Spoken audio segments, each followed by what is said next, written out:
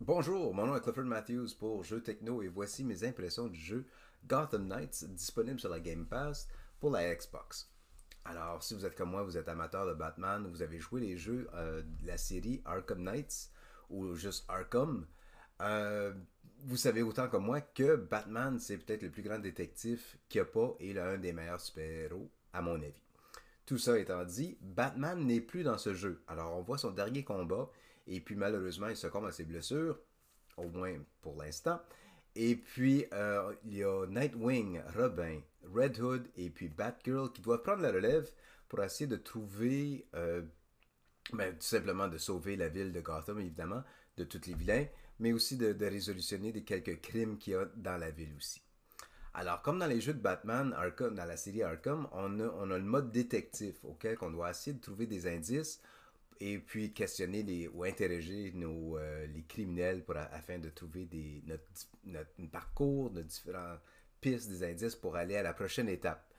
Malheureusement, dans ce jeu-ci, je remarque que la gameplay est un peu trop, répétitive, mais en même temps, c'est qu'il manque un peu d'âme, veut pas. Je sais que c'est Batman qui est le héros, mais Nightwing ou Red Hood ou Batgirl ou Robin, ils ont vraiment encore des gros souliers à remplir parce que dans ce cas-ci, le jeu ne monte pas à la hauteur des autres jeux de la même série, genre.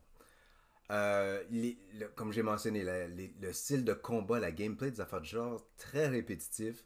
On peut rehausser notre équipement, on peut se créer du nouveau matériel auquel qu'on peut s'utiliser pour se battre ou se défendre.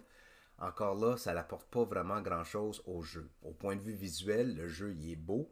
On a accès au Bat-Cycle, aux affaires de genre, au Night-Cycle, tout dépendant de quel personnage qu'on utilise.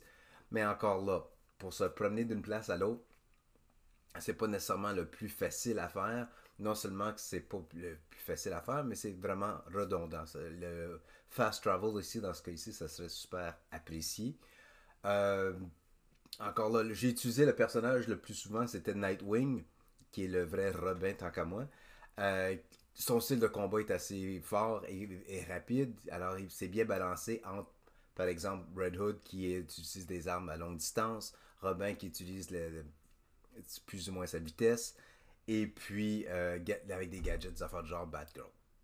Tout ça étant dit, l'histoire est bonne, elle nous embarque. On peut croire que c'est une vraie histoire de Batman auquel on veut savoir qu'est-ce qui est arrivé, qui est Ra's al Ghul, Tia, et ainsi de suite. Alors, si vous êtes amateur de Batman, on voit plusieurs, évidemment, c'est des références aux bandes dessinées, mais en même temps, on embarque dans l'histoire de Batman. Par contre, le jeu, la gameplay des affaires de genre, disons que je suis très content que le jeu est disponible sur la Game Pass, auquel qu'on peut l'essayer. Mais je suis très content que je n'ai pas déboursé pour avoir davantage pour avoir ce jeu. Parce que vraiment, dans ce cas-ci, c'est vraiment un one and done auquel que je l'ai joué. Merci beaucoup, on passe à autre chose. Si vous êtes amateur de Batman, je vous le suggère pour l'essayer, pour s'aventurer. Mais si vous êtes un mordu de Batman comme moi, encore une fois, ce ne serait pas un jeu auquel que j'achèterais, ce serait simplement un jeu que j'essaierais pour c'est dommage qu'on n'est plus dans l'ère du dépanneur ou Blockbuster ou Vidéotron ou bien Jumbo Vidéo et ainsi de suite, qu'on peut juste louer le jeu et le ramener. Euh, mais dans ce cas-ci, pour la Game Pass, ça vaut le coup de l'essayer. Finir le jeu, compléter le jeu, s'amuser dans le monde, l'univers de Gotham. Et puis après ça, dire merci, bonsoir, c'est fini. Alors, encore une fois, mon nom est Clifford Matthews pour Jeux Techno. Merci beaucoup, puis on se reparle très bientôt.